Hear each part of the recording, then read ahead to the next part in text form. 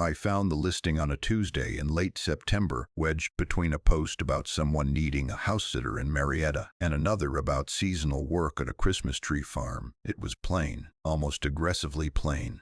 3 short paragraphs on a regional property management board I'd never heard of, formatted in the kind of neutral, bureaucratic language that makes everything sound both important and forgettable at the same time. Temporary overnight caretakers sought for private camp property, Chattahoochee National Forest, Fannin County. 30 consecutive nights, dusk to dawn. Candidate must have prior outdoor property experience. Pay is negotiable and generous. Contact G. Harlow for details. That was it. No address.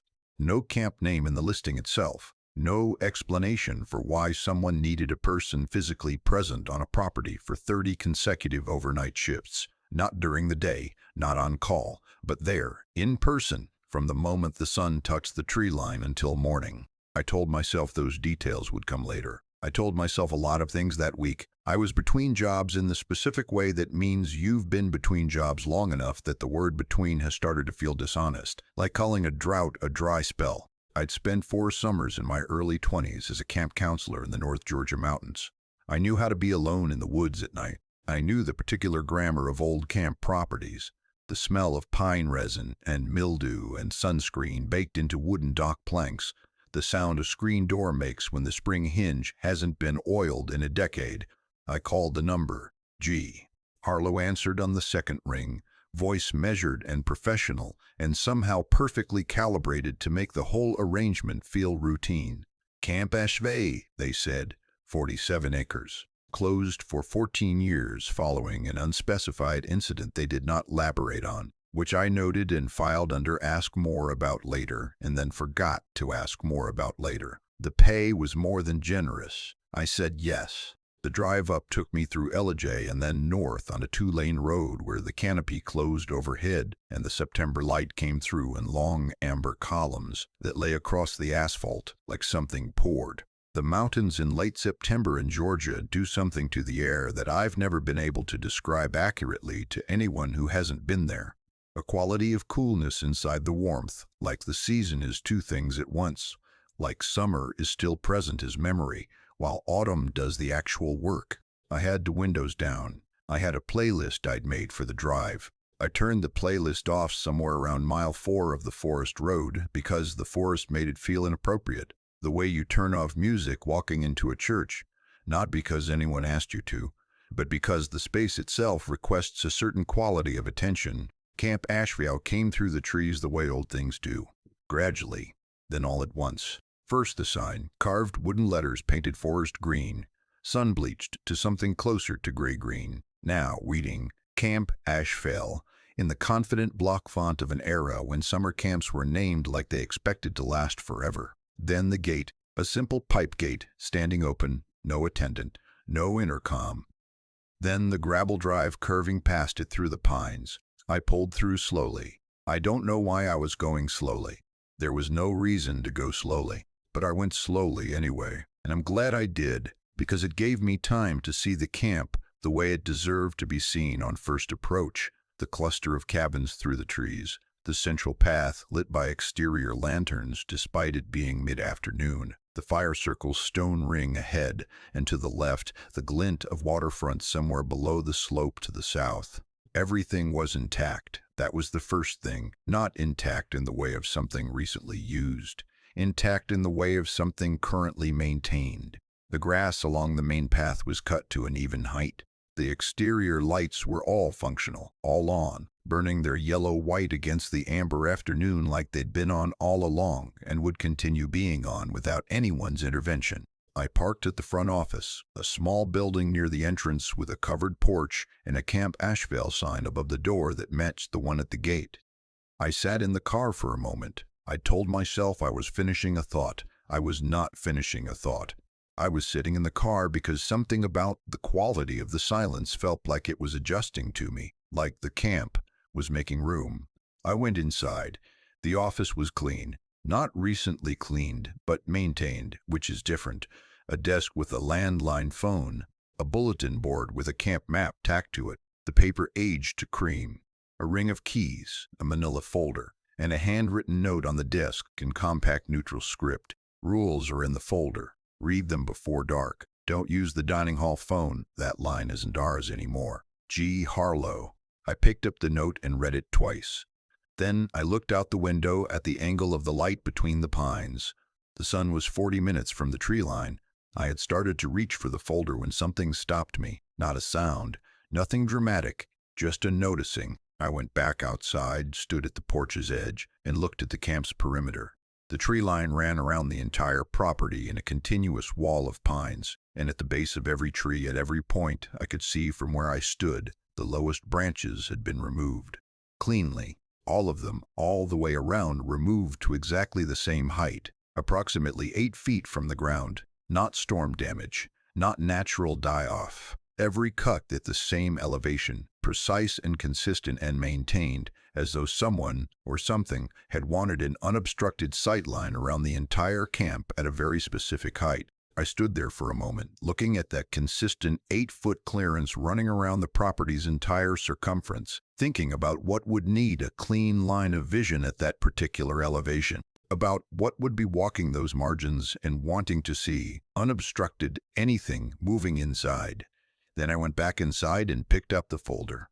The sun had 35 minutes left. The folder was heavier than it should have been. Not physically, it was a single sheet of paper inside a standard manila folder, but in the way that certain objects acquire weight from context. I set it on the desk and opened it under the office's overhead light, which buzzed almost below the threshold of hearing, a sound you could forget until the moment you remembered it, and then couldn't stop noticing.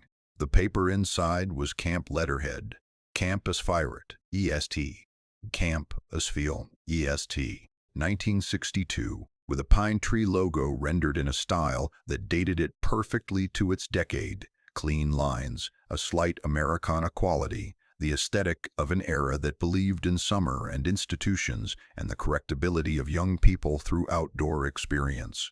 The rules were typed. The typeface was clean and uniform for the first 9 entries. What I did not understand yet, what I would not understand until much later, was why someone had used camp letterhead at all. The camp had been closed for 14 years. Either these rules had been written during the camp's operational years, or they had been written by something that owned the letterhead or wanted them to look that way. The first rules read as I expected. Do not enter the waterfront area after dark. Sensible. Liability language dressed as instruction. Keep the main path lights on at all times. Fine. Do not answer the dining hall phone if it rings. Odd, but I noted it alongside G. Harlow's note about the dining hall line not being theirs. Log any unusual sounds in the provided notebook. Professional. Check in with G. Harlow via the office phone at exactly 11 p.m. each night. I looked at the desk phone. I noted the time. Then the rules shifted, not abruptly. There was no hard line between policy language and the other thing, which made it worse. Rule 6 arrived the way an unexpected cold front arrives. Same atmosphere, different air. If you hear children's voices anywhere on the property after 9 p.m., do not respond to them. Do not attempt to locate their source. Sit down wherever you are, close your eyes, and hum any continuous tone until the voices stop. I read it twice, then once more. The instruction to sit down wherever you are, not return to the office, not stay indoors, just wherever you happen to be, landed with a specific weight. Whatever the rule was protecting against, it wasn't protecting against proximity. Sitting down in the middle of a dark camp path was not shelter. It was something else. Compliance, maybe. Demonstration. Rule 7. The megaphone on the office wall is not camp equipment. Do not move it. Do not speak into it. Do not hold it to your ear. I looked at the wall. I had not noticed it when I walked in, which said something about how fully it had integrated itself into the room's visual logic. A sun-bleached forest green megaphone hanging on a rusted nail behind the desk. Standard camp director equipment, the kind of object that belongs so completely to its setting that the eye accepts it without processing it. The mouthpiece was dark with something that had dried a long time ago. The bell end was packed with what looked like dried mud and pine needles arranged in a deliberate spiral pattern, tightly coiled, built from the inside out. Not a bird's nest. Something more intentional than a bird's nest. Rule 8. Each morning, check cabin 7. If the door is open, close it. Do not look inside before closing it. Do not ask why it was open. That last sentence, do not ask why it was open, was the first rule that felt written by something other than a property manager. You don't include do not ask in a professional instruction set unless you have encountered the asking and found it costly. Rule 9 was in a slightly different typeface, inserted later by a different hand or at a different time, the characters just slightly off the baseline of the surrounding text. It read, "One of the people who calls your name on this property will sound exactly like someone you trust completely. It will not be them. The real version of that person does not know where you are." I put the paper down. I picked it up again. I read Rule 9 again. The rule named it directly. Not if you hear strange voices or be cautious of unfamiliar sounds, but a declarative statement of fact. One of the people. Not something that sounds like a person. One of the people. As though there were multiple entities performing this function, and only one of them would use someone I knew. As though the others had their own methods. Rules 10, 11, 12, and 13 were crossed out. Not casually. Not a single line of marker drawn through each. They were obliterated in the specific way of something that multiple people had contributed to over time. The red marker applied in dense, overlapping strokes by what felt like different hands, different pressures, different urgencies. Someone had crossed these rules out thoroughly enough to mean it. Several someones, I thought, over several attempts. I tilted the paper toward the light. I got as close as I could. I could make out nothing. The redaction was thorough. But in the margin beside the 4 crossed-out rules, in handwriting so small I had to lean until my nose was nearly touching the page. Someone had penciled, "If you're reading this with a light on, it already knows you're here. That part is fine. That part is expected. Just don't read the red ones." They were written as invitations, not rules. I straightened up. I looked at the overhead light. I looked at the window and the last thin bar of direct sun above the tree line. I looked at the megaphone on the wall. Invitations. Not protections. Not warnings. Invitations. As though reading certain instructions constituted an agreement, a consent form signed in attention, a door opened by the act of trying to see what was written on it. I closed the folder. I set it square on the desk. Outside, the last of the direct sunlight dropped below the tree line, and the forest around Camp Ashvale went from amber to the specific deep blue of a September mountain evening, and the exterior pathlights, already on, as they had been since I arrived, intensified by contrast, burning their yellow pools into the dark with the confident indifference of lights that had been doing this for a very long time. My phone showed 6:47 p.m. I had not moved the megaphone. I had not spoken into it. I had not held it to my ear. I told myself that was a fine start. At 9:15 p.m. I did the first patrol. Harlow had described it on the phone during our initial conversation as a loop of the main path. The kind of instruction that sounds like it takes 10 minutes and turns out to take 40 once you're actually walking it and paying attention. The night was clear and cold and full of the particular mountain silence that isn't actually silent, wind in the high pines, something moving water far downhill toward the waterfront, the occasional settling creak of old wooden structures adjusting to the temperature drop. I had a flashlight and the ring of keys and the notebook and a pen. I had my jacket. I did not have the sense of unease I expected to have, and I want to be precise about that, because the absence of fear in those first minutes is itself a part of the story. The camp felt, and I know how this sounds, inhabited, not in the way of something dangerous, in the way of somewhere that has been lived in for a long time, a quality of presence that I would have described then as atmospheric, and would describe now as something more accurate and more troubling. The cabins were arranged in a horseshoe around the central fire circle, which I had expected from the map. I counted them as I walked. 1, 2, 3, 4, 5, 6, and then a gap in the horseshoe where the geometry called for another cabin, where the spacing between cabin 6 and cabin 8 was exactly the width you'd expect for a cabin that should have been there. Cabin 8 stood beyond the gap, its placard clear in my flashlight beam. I walked the full circumference of the fire circle twice. I confirmed it, 7 cabins, numbered 1 through 8, with no cabin 7 in the horseshoe formation. I went back to the office and checked the map. Cabin 7 was on the map, set back from the horseshoe, significantly back at the far end of a path that split off from the main route and ran south through what the map labeled old-growth grove, ending at a structure that sat partially obscured by a dense stand of pines on 3 sides, closer to the waterfront slope than to the cabin row. Separated, deliberately it seemed, not an overflow cabin placed at a distance due to capacity, but a cabin oriented away from the others, facing a different direction, belonging to a different part of the property's logic. I walked the path to it. The pines on either side here were old enough that their canopy closed overhead, and my flashlight became the only light, a narrow cone that caught pine bark and path stone and nothing else. The cabin appeared at the end of the path as a shape before it became a structure. Solid dark geometry among the trees, wooden walls, screened windows, a pitched roof with pine debris accumulated in the gutters in the specific, thick, matted way of many seasons of accumulation. Standard camp cabin.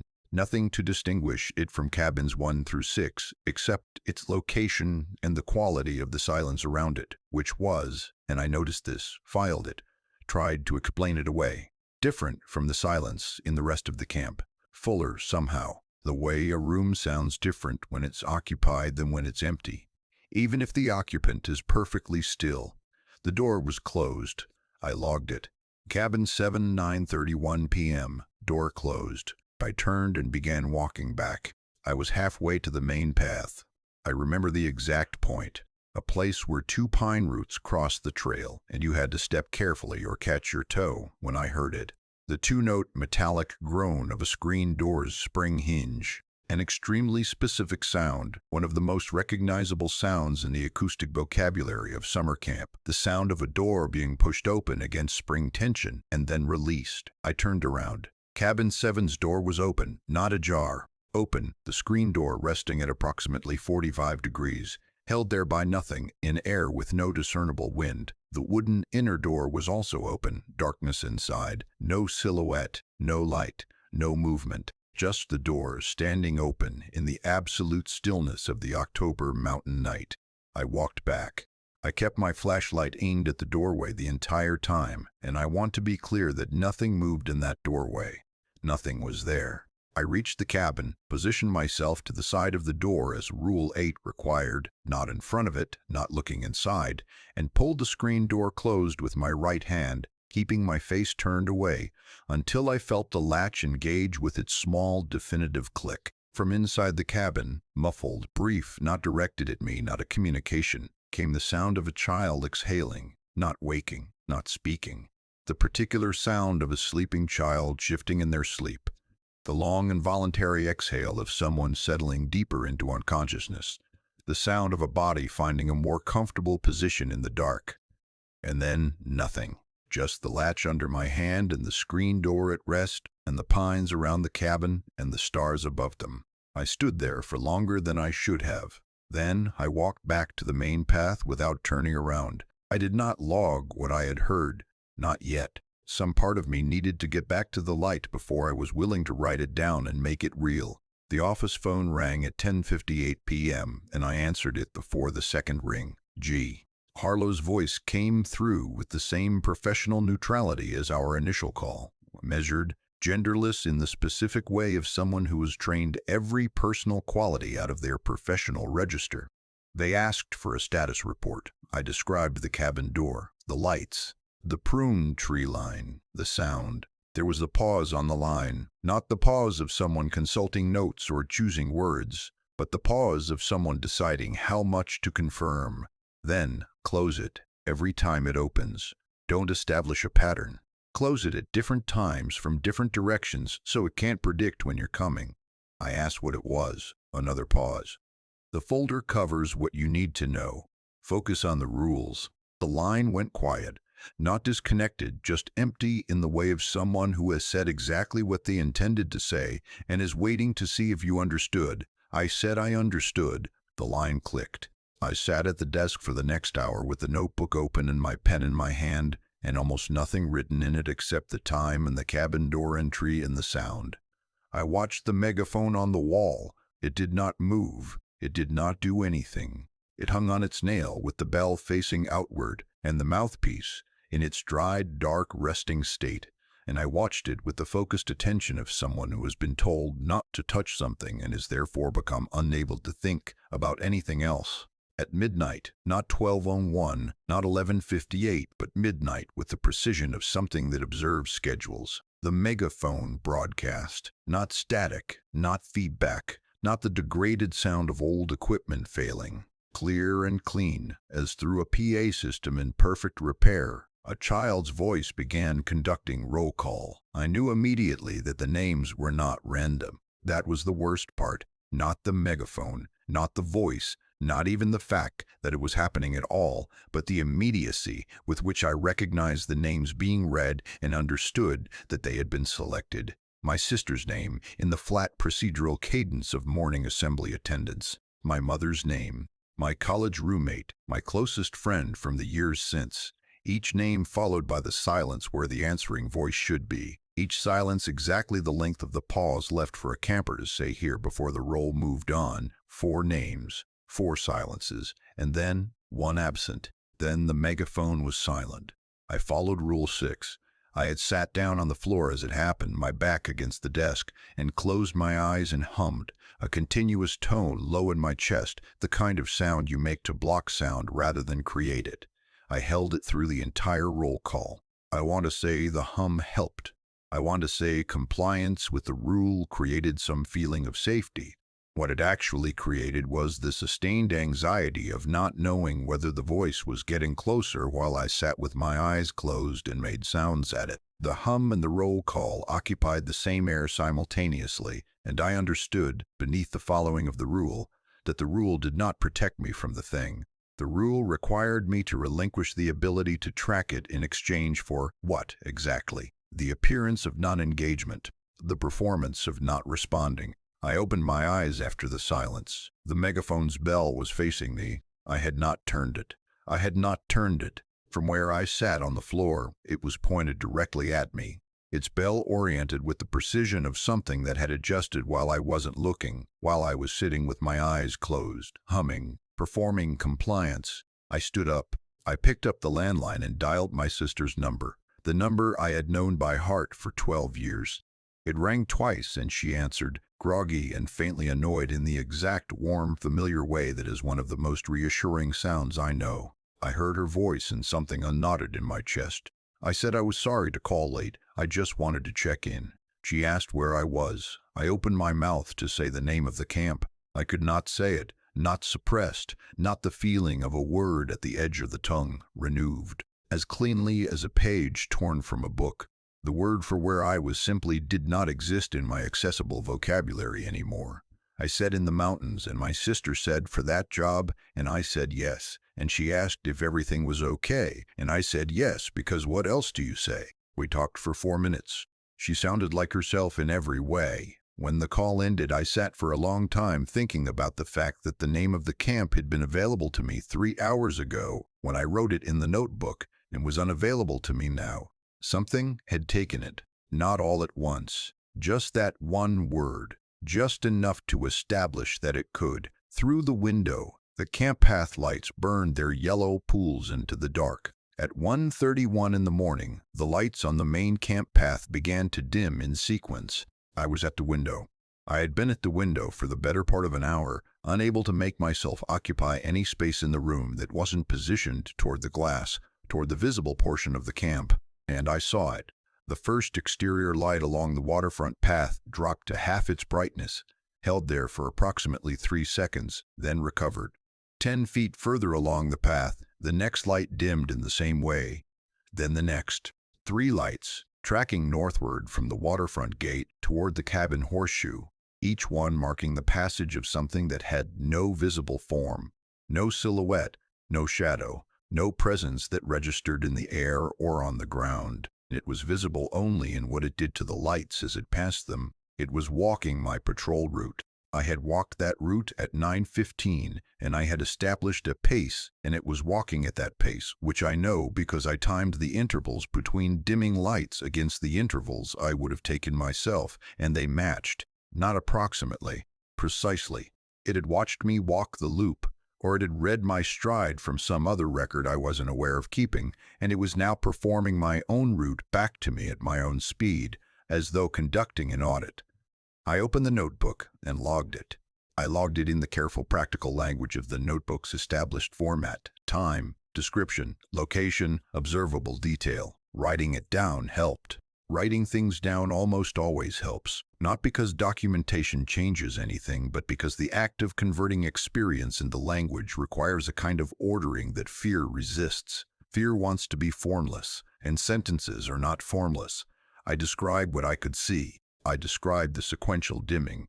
I did not yet have language for what I felt watching it, which was something beyond fear, something in the register of recognition, as though some part of me understood the thing on the path was communicating, and the communication was, "I know how you move." It completed the cabin horseshoe loop. I watched it pass cabins 1 through 6. Then it stopped. In the gap, in the empty space between cabin 6 and cabin 8, where cabin 7 was absent from the horseshoe, the lights on either side of the gap dimmed together and held there, not moving, not progressing, standing in the phantom position of the cabin that wasn't there, in the space that should have been cabin 7's place in the formation. 4 minutes. I timed it. 4 minutes is standing in the ghost of a location, in the negative space of something removed from its context. Then it moved on, continuing the patrol loop back toward the waterfront.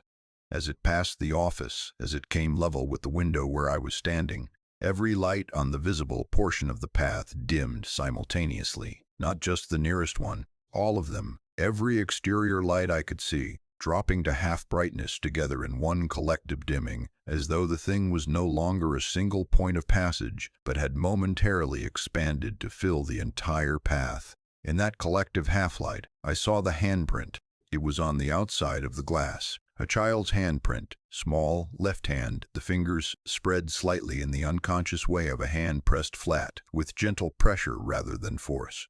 It was on the glass 12 inches from my face. It had not been there 5 minutes ago. Whatever had made it had been close enough to touch the window without my seeing it. In the moment when my attention was on the dimming lights and not on the glass itself, the lights recovered. I stood still. I moved the flashlight slowly to the print. In the condensation around it, drawn in the water with a careful fingertip, was a single letter. The first letter of my name. Below it, half completed or deliberately stopped, the beginning of a second letter. The second letter of my name. The line of it broke off cleanly, as though the hand had been lifted at a chosen moment, not interrupted. Chosen. As though the thing that had written it wanted me to understand that it knew the rest and was deciding, carefully, how much to give me at a time. I did not sleep. I sat at the desk and watched the camp and wrote in the notebook until my handwriting deteriorated into something barely legible, and the letters of my own name on the glass outside stayed where they were, drying in the mountain air, as clear and deliberate as a signature on a contract. At 2 a.m., I found the cabinet. It was in the back of the office, behind a folding table I'd taken to be decorative. A standard wooden filing cabinet, the kind that comes with a lock that nobody bothers using until suddenly there's a reason to. One of the keys on the ring opened it on the third try. Inside were hanging files, neatly labeled by year, 14 summers of operational records for Camp Ash Vale, organized in the careful administrative way of someone who believed that documentation was a form of stewardship. I was looking for the incident report. The thing that had ended the camp's operation, the unspecified event the property management listing had declined to name. I went to the final summer's files. What I found was not a disaster. There was no incident report, no formal closure documentation, no insurance filing, no health department correspondence, no police report. What there was instead was a director's log, handwritten in the neat, deliberate script of a woman named Ruth Collier, and I know her name because it was signed at the bottom of each entry with the care of someone who believed she was creating a record for eventual review. I started at the end of the log and worked backward, the way you do when you're looking for the moment everything changed. The final summer's log documented a gradual transformation. Week 1, several campers reported identical dreams, which Ruth noted with mild curiosity as a possible example of suggestion-driven shared experience, common in group living situations. Week 2, the dreams were still matching. Exactly matching, she wrote. Not thematically similar, not drawing from the same imagery, but identical in sequence and detail, in ways that should have been statistically impossible. Week 3, a collective sleepwalking incident. All 42 campers found standing silently in the fire circle at 3 a.m., in no apparent distress, eyes open, making no sound, with no memory of leaving their cabins or walking there. Week 4, the children began describing a sound in the forest that every single one of them described the same way, in the same words, without coordination. The counselor who comes after lights out. Ruth's entries became longer and less clinical as the summer progressed. The professional distance that marked her early writing, the careful documentation of a responsible administrator, gave way to something more personal, more frightened, and then, over the final 2 weeks of entries, to something that was neither frightened nor professional, something quieter. I read the last entry 3 times. The children aren't afraid of it, Ruth had written. They've named it. They call it the after counselor. They say it knows everyone's name before they arrive. I asked Tommy Chen how it learned his name, and he said it read it off us when we came through the gate. He said it reads everyone when they come through the gate. He said it's been reading me since my first summer here in 1987. And it knows things about me I've never told anyone. I believe him. I believe him. I believe him. I'm closing the camp, not because it's dangerous. I'm closing the camp because it is finished learning everyone it needs to learn. It told Tommy to tell me it has enough now. It doesn't need more children. It needs someone to stay. I set the log down. My hands were steady, which seemed incorrect. The camp had not closed because of a tragedy or an incident or a failure of duty of care. The camp had closed because the thing that lived in it had declared itself done with seasonal population, done with 42 children arriving in June and departing in August, done with the continuous intake of new people to read at the gate, and had specified that it needed something permanent, a keeper, someone to stay. I had driven through that gate yesterday afternoon.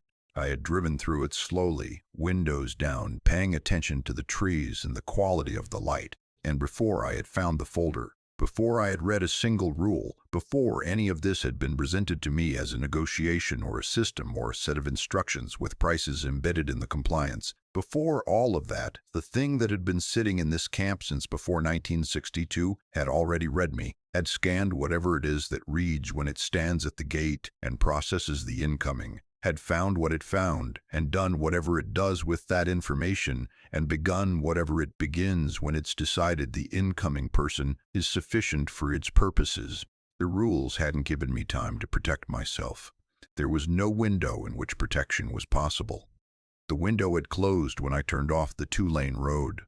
I went back to the files looking for G. Harlow. No employee record, no counselor by that name. No administrative staff by those initials in any summer's hiring documents, but in the maintenance log from the final summer, the log of minor repairs and property upkeep, the unglamorous operational record of a functioning camp, entries initial GH appeared every 7 to 10 days. Always made at night, always noting time of repair in the PM hours, and in the comments column of each GH entry, in the same compact neutral handwriting, property responding normally. I looked at the phone. I looked at the time. I looked at the megaphone on the wall. Outside, the path lights continued burning, steady and yellow and completely unconcerned, as they had been since before I arrived and would continue being long after anything I did or did not do tonight. At 3 a.m. I made the decision the way you make the worst decisions, quietly, in the back of a mind that has given up arguing with itself, with the false calm of someone who has reclassified recklessness as necessity. I needed to know what was in cabin 7. I had been told not to look. I had been given a rule with the price of disobedience left unstated, which is its own form of instruction.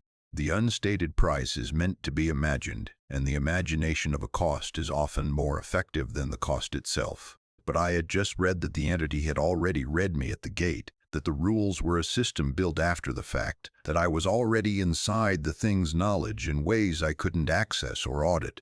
And if that was true, if the rules were a treaty and not a shield, then what exactly was I protecting by not looking? I walked the path to cabin 7 with my flashlight and did not let myself hesitate at the turnoff from the main route. The cabin was dark. The door was closed. I reached out and pushed the screen door open and then pushed the inner door. and I looked. Before I could make the decision to look, I had already looked. Which is also a choice. Which is maybe the choice the cabin had been waiting for since I arrived. 8 bunk beds, 4 sets of 2 arranged against 3 walls, military corner linens, pillow centered on each berth, made up with the care of a place expecting guests. On each pillow, a small folded name card, the kind that summer camps use for bunk assignments, white cardstock with a name written in neat block letters by a camp administrator who had done this many, many times. I moved the flashlight slowly. I read the names: my sister, my mother, my college roommate, my closest friend, my father, who had been dead for 6 years and whose handwriting I still sometimes dreamed about, and my own name on the bottom bunk nearest the door, which meant it was the first name I would have read if I had walked straight in rather than reading from the doorway. My name was the first thing anyone entering this cabin would see. The entity had not saved it for last. It had placed it as a greeting. I held the flashlight on my name card for long enough that my hand started to shake. Then I moved the beam to the pillow. On my assigned berth, the bottom bunk nearest the door, the bunk with my name on the card and my name only, not my father's name or anyone else's, there was a slight depression in the pillow. The impression of a head recently left, the compressed shape of something that had been sleeping there with the comfortable familiarity of a regular occupant. The pillow was warm. I did not touch it, but I could tell from the way it was compressed that it would be warm if I touched it. I backed out of the cabin. I was not yet to the path when the megaphone began. From the office, from 200 feet away, through the trees, amplified beyond what a megaphone its size should have been capable of, the roll call. My sister's name, my mother's name, my roommate's name, my closest friend's name. This time, each name was answered. In my sister's voice, the specific cadence of her specific voice, the way she says "ear" with the faint upward lift she gives to short words, came the response. In my mother's voice, in my roommate's voice, in my friend's. 4 names, 4 voices, 4 confirmations of presence, delivered from the bell of a megaphone in an empty office where no one was standing. The roll call concluded, and there was a pause, and then, in the same child's flat procedural voice that had initiated it, all present. I ran back to the office. I closed the door. I picked up the landline and called my sister, dialing with hands that were not quite steady, needing the real version of her voice to overwrite the copy I had just heard. She answered. She sounded like herself. Completely, specifically, accurately herself. Not a performance of herself, not an approximation, but the actual person. I asked her if she was okay. She said yes. I asked her to say something for me, a specific phrase, a private joke that dated back to a road trip we'd taken in 2019 that nobody else had been on. She laughed and said it perfectly. The exact wording, the exact tone, the exact laugh that came after it. And I felt the tension release from my shoulders and my chest, and I was ready to say thank you, I love you, I'm sorry I called so late. And then, in my sister's voice, warm and natural and perfectly continuous with everything that had come before. The bed in cabin 7 is very comfortable. You should try it. Then, hello, are you still there? I said it. Was that the right thing? What's going on with you tonight? The real one. Back. Confused. No memory of the insertion, the half-second where something else had worn her voice like a coat and spoken through it and then handed it back. I told her I was fine. I told her I'd talk to her soon. I set the phone in its cradle and sat with my hands flat on the desk and did not look at the megaphone and did not look at the window and tried to breathe in the slow, deliberate way that is supposed to help. In cabin 7, behind the old-growth pines, the screen door swung slowly closed. I returned to the folder at 3:20 a.m. with my phone's flashlight app set to its UV mode, which I had never once used before that night. A caretaker I'd worked with in my counseling years had told me once that redacted documents, really redacted, seriously redacted, by people who meant the redaction, often still yielded fragments under UV or with sufficiently oblique reflected light, because marker and ink and paper behave differently and the interference isn't always complete. I tilted the folder page at every angle I could think of. I held it up to the overhead light. I tried the UV function. Rule 10 resolved in pieces. Not all at once, not cleanly, but in fragments visible in different orientations, which I assembled in the notebook in the order I recovered them, going back to the page multiple times to confirm letters I wasn't sure of. What I assembled read, "If the after-counselor speaks to you directly, using a voice you love, you may respond once. The response must be a question. The question must be something only the real person would know the answer to. If the after-counselor answers correctly, you may not speak to it again. If it answers incorrectly, it will try the voice of someone else until it finds an answer it has already learned from you." I read this 4 times. Then I read what I had assembled and tried to understand what kind of protection it was offering, and arrived instead at what it actually was: a procedure, not a defense but a protocol, a structured format for a specific kind of conversation, written with the internal logic of an agreement rather than a warning. The rule did not say, "If the entity speaks to you in a loved one's voice, here is how to expose it." The rule said, "Here is how to expose it."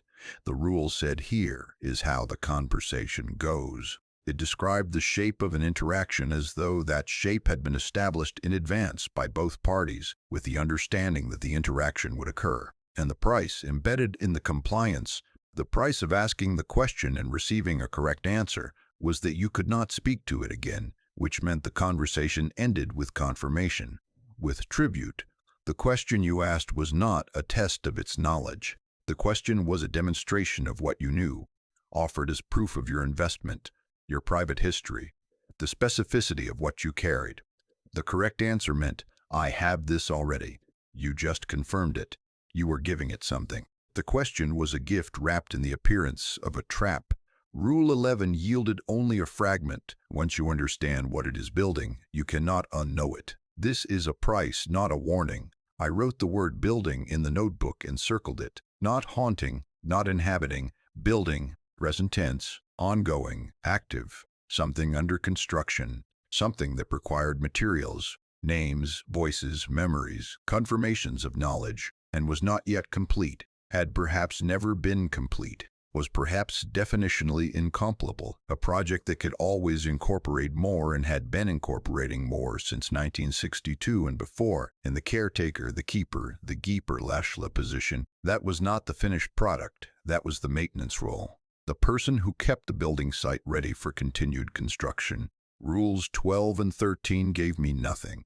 I turned the folder over. On the back of the last page, in cramped pencil pressed deeply into the paper with the urgency of someone writing in low light without enough time, Rule 10 is the one I used. It answered correctly. Every time. It has been correct since 1974. It knows everyone who came here. It knew them before they arrived. I thought answering correctly meant it was benign. I was wrong about what correctly means. It means it has all the answers already. The question isn't a test. The question is a gift. You're giving it confirmation. G. Harlow. The initials. G. Harlow had written this. G. Harlow, whose voice I had spoken to twice now, whose name I had understood as an outside contact, a property manager, a person calling from a desk somewhere in a building with fluorescent lights and a coffee maker and a normal Tuesday. G. Harlow had used Rule 10, had asked the question, had received correct answers so many times that the correctness itself had required documentation, and the documentation had required a warning, and the warning had been pressed hard into the back of a folder page in small letters, for the next person, the next arrival, the next one who came through the gate and got read and found sufficient. G. Harlow had been maintaining this property in the nights since the camp's final summer. For 14 years, the initials G.H. had appeared in maintenance logs. G. Harlow had been here the whole time. I set the folder down with great care, the way you set down something you understand you cannot put back. At 3:47 a.m. the office phone rang, not at 11 p.m., not on schedule, not in the structured format of the established check-in protocol. The phone rang at 3:47 in the morning, and I picked it up before the second ring because some part of me had been waiting for it, had understood it was coming the way you understand a conversation isn't finished before the other person opens their mouth again. G. Harlow said without preamble, "You looked in the cabin." "Not a question," I said. "Yes. The bed nearest the door is yours because that's where it put the first one had finished. It finished you a long time ago." Longer than you've known about this camp? I asked who G. Harlow was.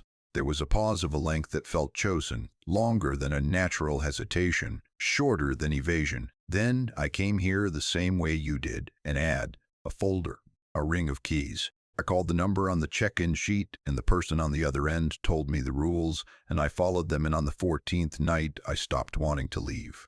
I said, "Where are you right now?" Another pause, and then something happened to G. Harlow's voice. The professional neutrality, the carefully maintained absence of register that had characterized every interaction I'd had with this person, shifted, not dramatically, not all at once, more like a door being opened slightly, enough to let heat out, the warmth of a space that has been lived in for a long time coming through the gap. When G. Harlow spoke again, they sounded like someone talking about home. I'm in the camp. I've always been in the camp. I do the maintenance. I keep the lights on. I close cabin 7 when it needs closing. A beat. I left you the folder because it asked me to. It wanted someone new. It's been patient. 14 years is nothing to it. I looked out the window toward the back of the property, toward the path through the old-growth pines that led to cabin 7. There was a light on, a warm yellow domestic light, the kind of light you associate with a kitchen in the evening, with a room where someone is comfortable and settled, with places that have been lived in enough to feel like themselves. The light was on in cabin 7 and had perhaps been on every night I'd been here without my having walked far enough in that direction to see it. The bed in the corner, G. Harlow said, in that same warm, specific voice, the voice of someone describing furniture they sleep in. That one's mine. I asked G. Harlow if I could leave. The pause before the answer was the longest of the call. When G. Harlow spoke, the warmth was still there, but something beneath it, something that might have been memory, or might have been the last trace of whoever G. Harlow had been before 14 years in this camp, surfaced briefly. I couldn't tell you that from the outside, but I can tell you from the inside. You could have left on night 1. Every night after that it gets harder to remember why you'd want to. Tonight is night 2. You still have enough of your before self to want to go. A breath. In 3 nights, the before self starts feeling like someone you used to know. I sat with the phone in my hand for a long time after the line went quiet. I sat with the phrase before self and what it implied about the existence of an after self. And I looked at the camp path lights burning steadily in the dark, and I looked at the warm yellow glow from cabin 7 through the pines, and I thought about the fact that G. Harlow had described that light with the voice of someone who didn't miss anything, who had not had a single note of regret in their voice when they described the corner bunk, who had spoken about maintenance and kept lights and closed cabin doors as though describing a vocation they found meaningful. 14 years. Someone had come through the same gate I had driven through, read by the same thing at the gate, handed the same folder, and over the course of several autumn nights had arrived at a place of sufficient belonging that they had stayed for 14 years, and the voice with which they described it did not contain grief. I did not sleep. I sat in the office with the lights on and the notebook open, and outside the window, the camp waited with the patient indifference of something that has been waiting much longer than I have been alive, and found the waiting untroubling. I did not leave in the morning. I told myself I had good reasons. I told myself I should document what I'd found before involving anyone else, that the director's logs and the maintenance records were evidence of something that deserved proper handling. I told myself leaving without understanding felt irresponsible, that I owed it to the next person to understand enough to warn them. I sat with these justifications over instant coffee from a camp kitchen canister, and they all held up to examination, and none of them were the real reason. And I knew that while I was constructing them and set them aside and continued constructing them anyway, because the construction of a justification is its own comfort, the way writing in a notebook is its own comfort. The act of organizing creates the feeling of control, even when the organization is happening at the margins of something much larger. The real reason surfaced around 10 a.m. when I was walking the patrol route in daylight and realized I was not walking it to check for problems. There were no problems. The camp was perfect in the morning light, the September sun coming through the Georgia pines at an angle that turned everything amber and specific and beautiful. The fire circle's cold ash, A clean gray, the waterfront glinting somewhere below through the tree line, the cabins sitting in their horseshoe with the particular settled quality of structures that have absorbed decades of children's summers and are comfortable with what they are. I was walking the route because it felt good, because I knew exactly which path stone was loose near the arts and crafts building and stepped around it automatically, because the third exterior light from the waterfront gate had a slightly longer delay before it came on, and I knew this the way you know things about your own home, in the body rather than the mind, without recalling the moment you learned it. I had known this camp for 36 hours. I knew it the way I knew places I had lived in for years. At noon, I called my sister from the office phone and heard myself describe the camp in the voice you use when you're sharing a place you love with someone who hasn't seen it yet. The light, the mountains, the particular quality of the silence, the way the morning felt clean and earned. I heard myself say, "You'd like it here, and it's quiet in a way that feels real." And my sister asked when I was coming home, and I looked out the window at the fire circle and understood with a quiet clarity that I had not thought about home since dawn. Not suppressed it, not set it aside. Simply not thought about it the way you don't think about a former neighborhood after you've fully moved on. The way departure becomes complete enough that there's nothing left to pull against. I wrote in the notebook, day 3, 12:14 p.m. Did not think about leaving until sister asked. Could not produce genuine response to the question of when. At 2014 p.m., I walked past cabin 7 on the afternoon patrol. The door was open. I closed it without pausing, without anxiety, without the careful positioning and deliberate averted gaze of my first compliance with Rule 8. I closed it the way you close a kitchen cabinet that's drifted open, automatic and unremarkable, the easy efficiency of a habitual action. I logged it in the notebook with the same brevity. Closed cabin 7 at 2014 p.m. Didn't feel strange? Then I read what I had written. I read "didn't feel strange" and sat with the 2.5 words for a long time, understanding that the absence of strangeness was itself the strangeness, that the thing to log was not the closing of the door but the ease of it, and that ease was the after-counselor's most effective instrument, not the midnight broadcasts, not the handprint on the glass, not the roll call in stolen voices, but this. A Tuesday afternoon in September when closing a cabin door felt like chores and the mountain light felt to begun.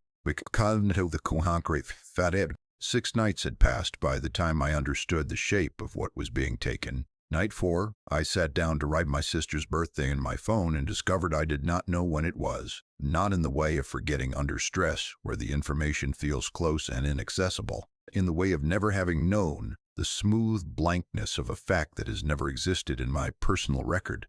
I had known my sister's birthday for 28 years. Now I did not. I logged it in the notebook. Not forgot, but removed, because I had developed precision about the distinction. Night 5.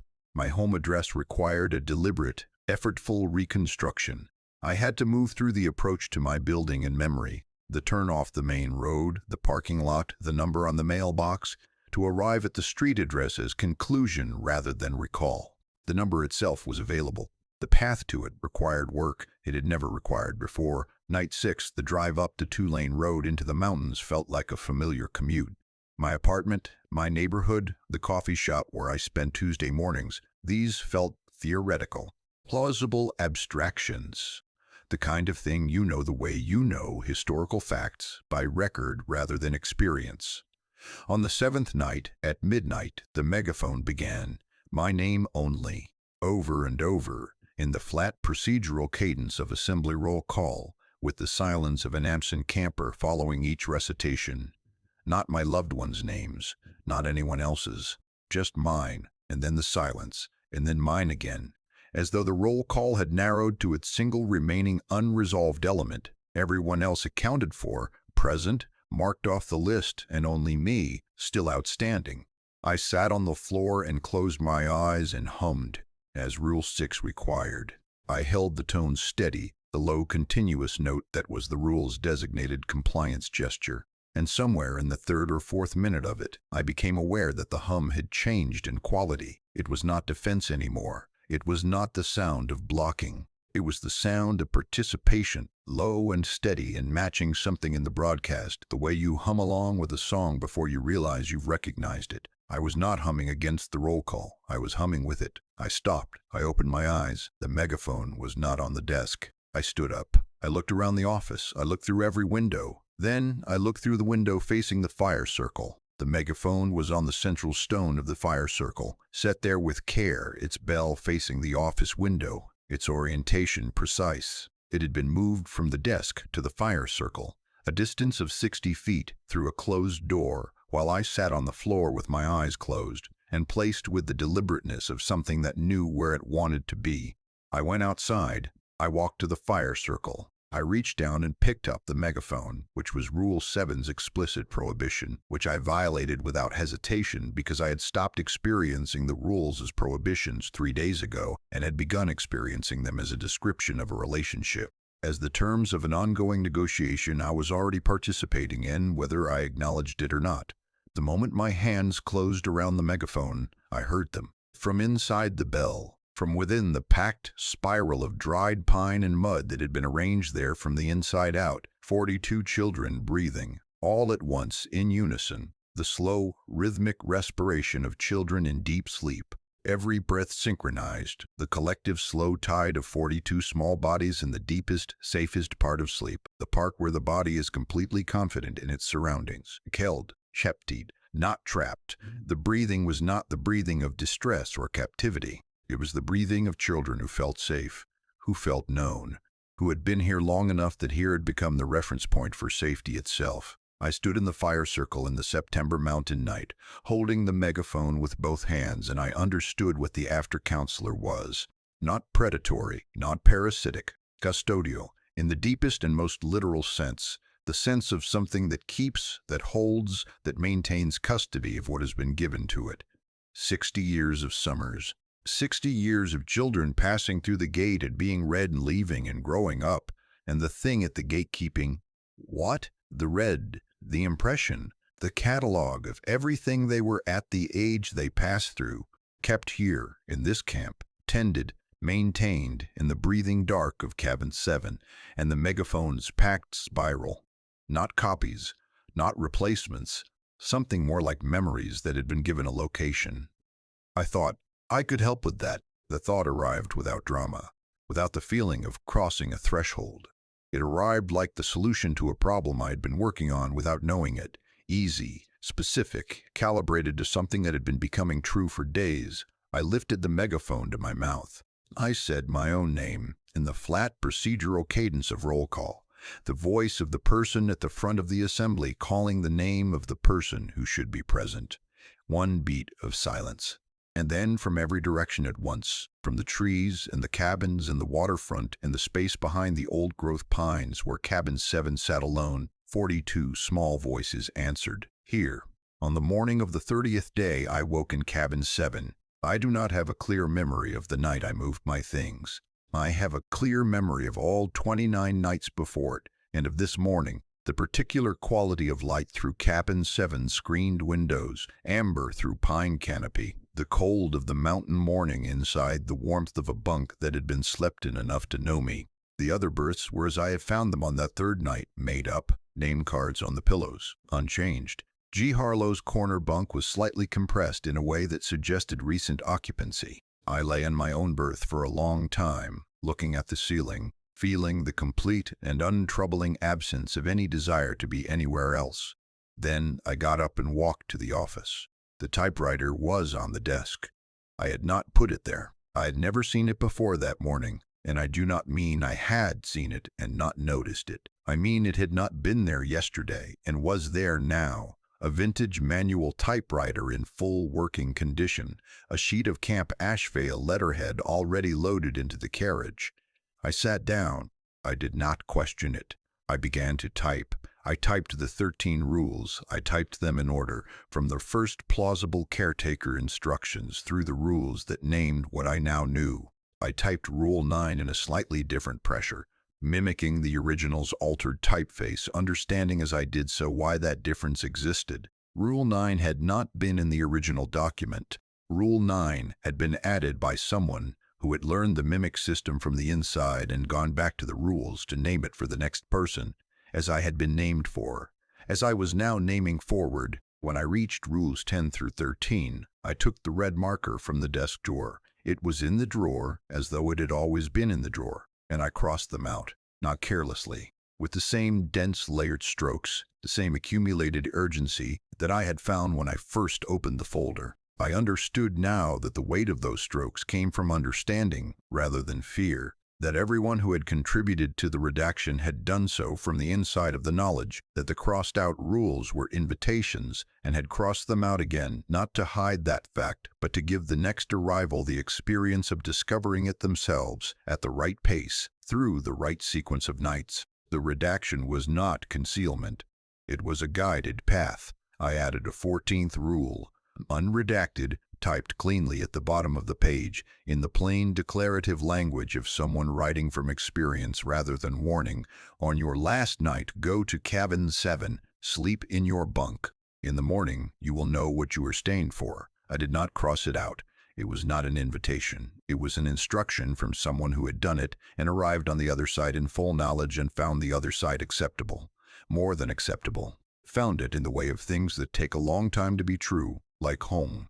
I folded the rules sheet and placed it in a fresh manila folder from the desk drawer. I wrote a name on the tab, the name of a person who had responded to the property management listing I had posted online 3 weeks ago, had called the number I'd provided, and had spoken to me in the measured professional voice I had been practicing until it was indistinguishable from the voice I had first heard when I called G. Harlow on a Tuesday in September. A person who had prior outdoor property experience, a person the listing had described as a good fit, a person who had already agreed to arrive. I set the folder on the desk. I stood and lifted the megaphone from its temporary resting place and carried it to the nail on the office wall and hung it carefully, with both hands, with the deliberateness of someone tending something that matters, bell facing outward into the room, mouthpiece inward, where it belonged, where it had always been. I walked to the front gate. It was standing open, had been standing open since the morning, as though the camp knew what today was. I found the gate stone, a flat piece of granite that had been kept near the gate post for exactly this purpose, and propped the gate with it.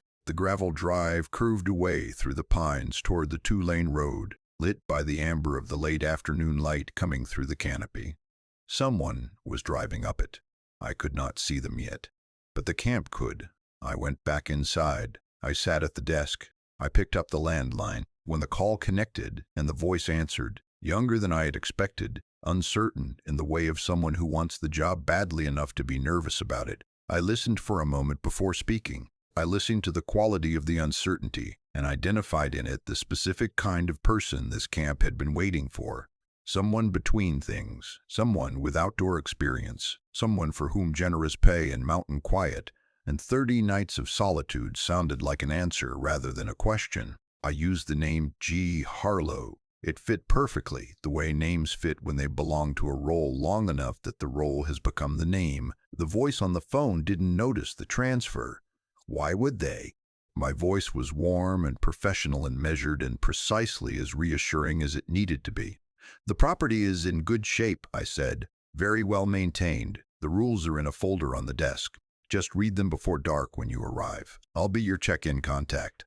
Call at 11 p.m. each night. They said they would. They sounded relieved to have something concrete to do. Before I ended the call, I leaned forward and wrote one last addition to the rules page in the folder, not typed, handwritten, in the careful small script of someone who wants a thing to be read, but not too easily visible to the eye that is looking for it.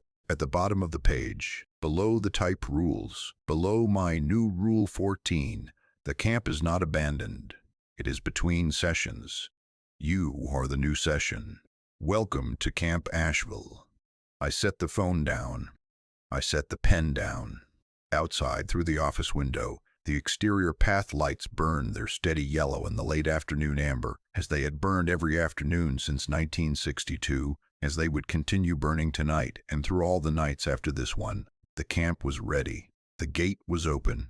The folder was on the desk. In cabin 7, behind the old-growth pines, the screen door swung slowly open in still air. The name card on the bottom bunk nearest the door held a new name written in neat block letters, waiting to be read. The next session was coming up the drive.